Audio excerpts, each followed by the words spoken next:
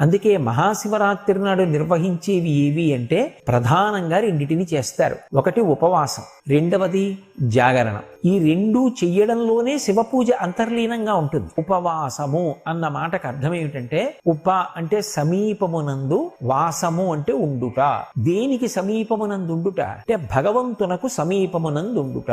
నేను ఇలా కూర్చున్నాను అనుకోండి, నాకంత దూరంలో కూర్చుంటే, ఒకరిక్కడ దగ్గరగా కూర్చుంటే, దూరంగా కూర్చున్న వాళ్ళకన్నా నాకు దగ్గరగా కూర్చున్న వాళ్ళు ఎక్కువ సమీపంలో ఉన్నారు. ఉపవాసము, భగవంతుడికి దగ్గరగా జరుగుతారు. ఎలా జరుగుతారు అంటే 5 జ్ఞానేంద్రియములను మార్చి మార్చి భగవంతుడి యందు ప్రవర్తింపచేస్తారు. కన్నుందనుకోండి, ఏదో కొంతసేపు భగవంతుని యొక్క రకరకాల మూర్తుల్ని చూస్తాడు. ఏదో కాసేపు దక్షిణామూర్తి స్వరూపాన్ని చూసి కళ్ళు మూసుకుని ధ్యానం చేస్తాడు. కాసేపు ఊర్ధ్వతాండవమూర్తిని చూస్తాడు. కాసేపు మహానుభావుడు నటరాజస్వామిని చూస్తాడు. కాసేపు లింగస్వరూపాన్ని చూస్తాడు. కంటితో మార్చి మార్చి మార్చి మార్చి భగవంతుని యొక్క రూపములను చూసి సంతోషిస్తాడు. కన్ను చూస్తుంటే మనసు కంటిని ఆధారం చేసుకుని ఆ భగవత్ స్వరూపానికి దగ్గరగా జరిగి కూర్చుంటుంది. కానీ ఒక ఇంద్రియాన్ని అదే పనిగా వాడితే మనసు విసిగిపోతుంది. ఎంతసేపు చూస్తాం అనిపిస్తుంది. అప్పుడు కంటిని వాడడం పక్కన పెట్టి చెవిని వాడతాడు. కాసేపు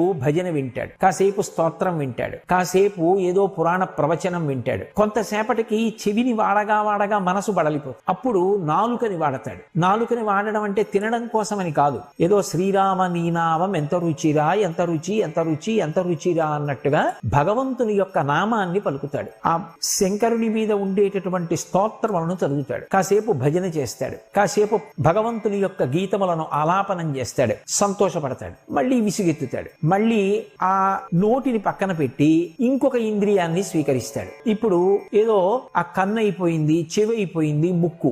ఆ ముక్కుని ఆధారం చేసుకుంటాడు. భగవంతుని యొక్క శేషం తీసుకొస్తాడు. ఇదిగో ఇది ఈశ్వరుడి పాదముల మీద పెట్టి తీసినటువంటి నిర్మాల్యం. కళ్ళకద్దుకుని వాసన చూస్తాడు. తల మీద పెట్టుకుంటాడు. పొంగిపోతాడు. అలా ముక్కుని ఆధారం చేసుకుని భగవంతునికి దగ్గరగా జరుగుతాడు. మళ్ళీ ఇవన్నీ విసిగెత్తితే మళ్ళీ కంటిని మళ్ళీ తీసుకొస్తాడు.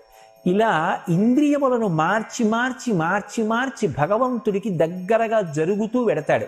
అలా జరగగా జరగగా జరగగా ఆయన యందే కరిగిపోతే భక్తి అంటారు. మీకు నేను ఒక ఉదాహరణ చెప్పాలి అంటే, పంచదార పట్టుకెళ్ళి నీళ్లల్లో వేసి తిప్పుతున్నాను అనుకోండి, కొంతసేపటికి ఇక పంచదార కనపడదు. పంచదార గుణము నీటిలోకి వెళ్ళిపోతుంది, నీరు తీయగా అయిపోతుంది. కానీ పంచదార ఏది అంటే కనపడదు. అదే నేను ఒక రాయిని తీసుకొచ్చి నీళ్లల్లో వేసి తిప్పాను అనుకోండి, ఎన్నాళ్ళు తిప్పినా రాయి రాయే, నీళ్లు నీళ్లే. అలా కరగకుండా దగ్గరకి వెళ్ళే స్థితికి కామము అంటారు. కామము గట్టి పడిపోయేటట్టు చేస్తుంది. నాకు ఇది కావాలి అని కోరుకుని ఒక వస్తువు నా చేత భోగింపబడాలి అనేటటువంటి ప్రయత్నంతో దగ్గరగా జరిగితే కామము ఘనీభవిస్తాడు. నాకే కోరిక లేదు, ఆయన యొక్క గుణములను అనుభవిస్తూ సంతోషపడిపోతాననుకుంటూ జరిగిన వాడు కరిగిపోతాడు. కాబట్టి భక్తిలో ఐక్యమైపోయేటటువంటి గుణం ఉంటుంది. కామమునందు ఘనీభవించేటటువంటి లక్షణం ఉంటుంది. కాబట్టి ఇంద్రియములను మార్చి మార్చి ఉపవాసం చేస్తే భగవంతుని యందే ఐక్యమైపోతాడు. ఇందులో విశేషమేమి అంటే, ఉపవాసము అంటే ఏమీ తినకుండా ఉండుట అని పక్కన ఒక నియమం చెప్తారు. ఏమీ తినకుండా ఉండుట అన్న మాటకు అర్థం, అసలు నోట్లోకి ఏమీ తీసుకోకుండా, కడుపులోకి ఏ పదార్థం చేర్చకుండా అని అర్థం చెప్పకూడదు. అది అశనము అవుతుంది. కానీ అలా అన్నారు కదా అని ఆ రోజు కూడా ప్రతిరోజు తిన్నట్టుగా తినకూడదు. ఎందుచేత అంటే ఇంద్రియములకు కడుపుకి ఒక గొప్ప సంబంధం ఉంటుంది. నేను కడుపు నిండా తినేసాను అనుకోండి, వెంటనే కనురెప్ప పడిపోతుంది, నిద్ర వస్తుంది. అదే సాత్వికమైన పదార్థం కడుపులో పోసాను అనుకోండి, ఏదో ఒక్క గ్లాసుడు పాలు తాగాను, ఆ కాసిని పాలు తాగి భజన చేస్తూ కూర్చున్నాను అనుకోండి, కడుపు నిండిపోలేదు, కనురెప్ప పడిపోదు. ఇంద్రియములు సహకరిస్తాయి. ఇంద్రియములు సహకరించడానికి, శరీరం నీరసపడి పడిపోకుండా ఉండడానికి సాత్వికమైన ఆహారం, రజోగుణ తమోగుణ సంబంధం లేని ఆహారం ఏది ఉంటుందో అటువంటిది పరమ పరిమితంగా తీసుకుని భగవంతుని యొక్క గుణములయందు మునుక వెయ్యడానికి ఇంద్రియములను మనసుని సమాయత్తం చేసేటటువంటి ప్రక్రియకు ఉపవాసము అని పేరు. అంతేకాని అసలు తినడమా తినకపోవడమా అన్నది నిర్ణయించడం ఉపవాసం కాదు. ఎంత తిని భగవంతుని యందు అనురక్తం కావాలి అన్నదాన్ని జాగ్రత్తగా సమతౌల్య స్థితిని ఏర్పాటు చేసుకోవడం ఉపవాసం.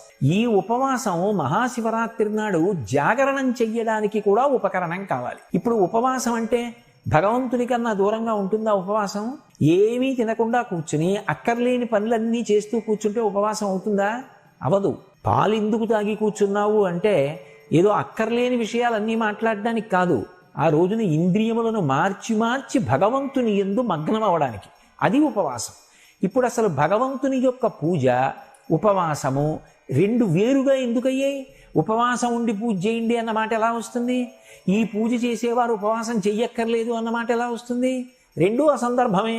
ఉపవాసమే పూజ, పూజయే ఉపవాసం. దాని కొరకు ఆహార నియంత్రణము అంతర్భాగము. రెండవది జాగరణము. ఇది 365 రోజులలో 364 రోజులు అన్వయం కాదు, ఒక్క మహాశివరాత్రి నాడే అన్వయం. ఆ రోజు రాత్రి జాగరణ చేస్తారు. జాగరణ అన్న మాటకు అర్థం ఏమిటంటే తమోగుణమునకు వశపడకుండా ఉండడం, అంటే నిద్రపోకుండుట. నిద్రపోకుండుట అన్న మాటకు అర్థం కేవలం నిద్ర రాకుండా ఉండడం కోసమని మనసుకి ఎటువంటి ఉత్ప్రేరకాన్ని ఇవ్వాలో అటువంటి ఉత్ప్రేరకాన్ని ఇచ్చి తెలివిగా ఉండడం మాత్రం కాదు. నేను జాగరణ చేస్తున్నానండి అని చెప్పి వేదం ఎటువంటి పనులు చెయ్యకూడదని చెప్పిందో అటువంటి పనులు చేసి నేను తెలివిగా ఉన్నాను కాబట్టి నేను జాగరణం చేశానా అండి అంటే కుదరదు. జాగరణము అన్న మాటకు అర్థం ఏమిటంటే లోకమంతా నిద్రపోతోంది, అంతా నిద్రపోతోంది అన్న మాటకు అర్థం ఏమిటి?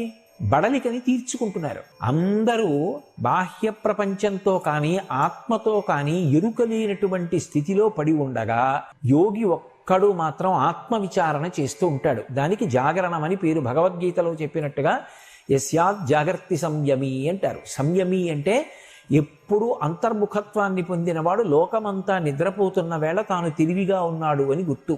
అంటే తాను అజ్ఞానమునకు వశపడలేదు.